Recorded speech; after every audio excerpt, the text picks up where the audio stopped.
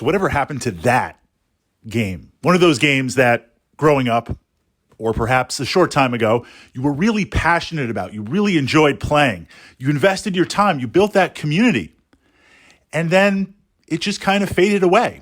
Maybe it lacked support, maybe it didn't quite make it out of the gate, or maybe you just kind of moved on. And in exploring the different games that I've enjoyed over the years, and I have to say that there are still a number of games that I play, but the community has kind of moved on. The ecosystem has kind of moved on. And some of those games are maybe just like, hey, we haven't played this in years. Let's just kind of roll up a game.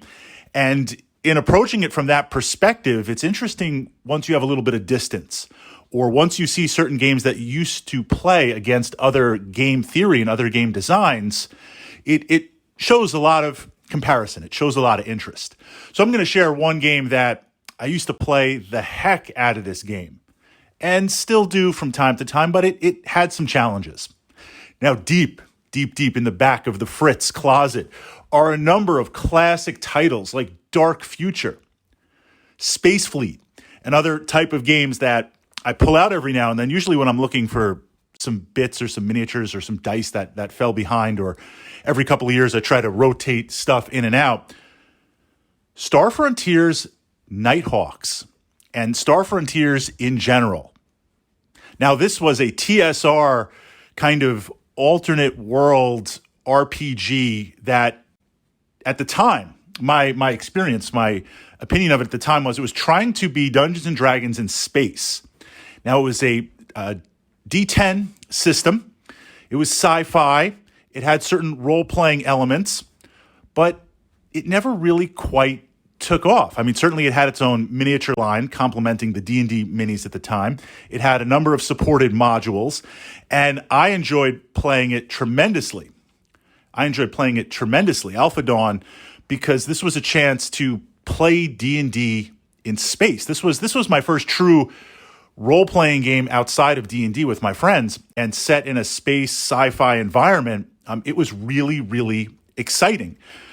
I think GURPS was around at the time, but or GURPS was just starting or a little bit after, but we didn't hear about that. And certainly some of the more obscure RPGs, sci-fi RPGs, not necessarily were in our ecosystem. I mean, at the time, I got my RPGs at the local gaming store or the bookstore.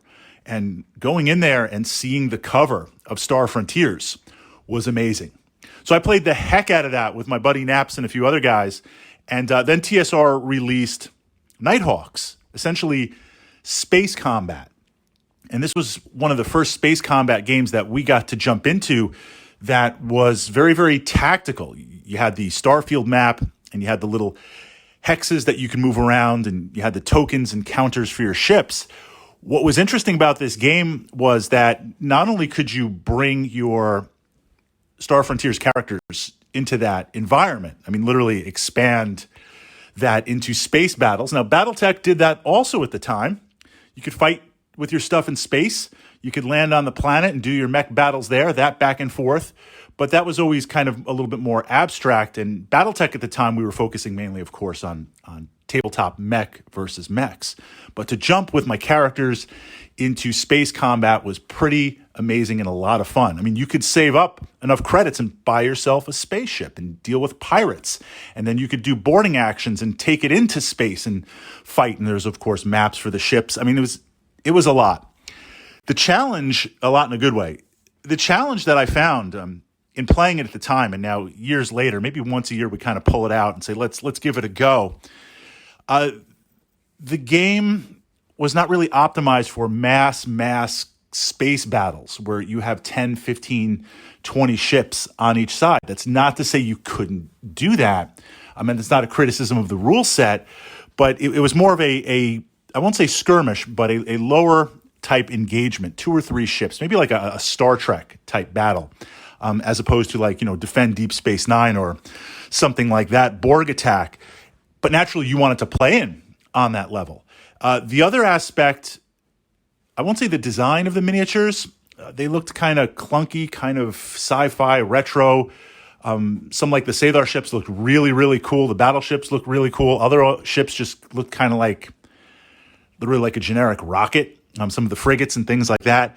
But the challenge that I found was you wanted, and this was more of the time of the games, you wanted to jump in with miniatures. D&D, you could take your Dungeons and Dragons or your Advanced Dungeons and Dragons and port those out to miniatures, either use the TSR miniatures or other miniatures that are supported from wargaming systems, pulling in Warhammer and other things, those aspects.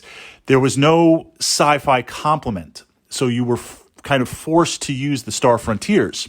And I wasn't in a position hobby-wise to like homebrew stuff or make stuff up.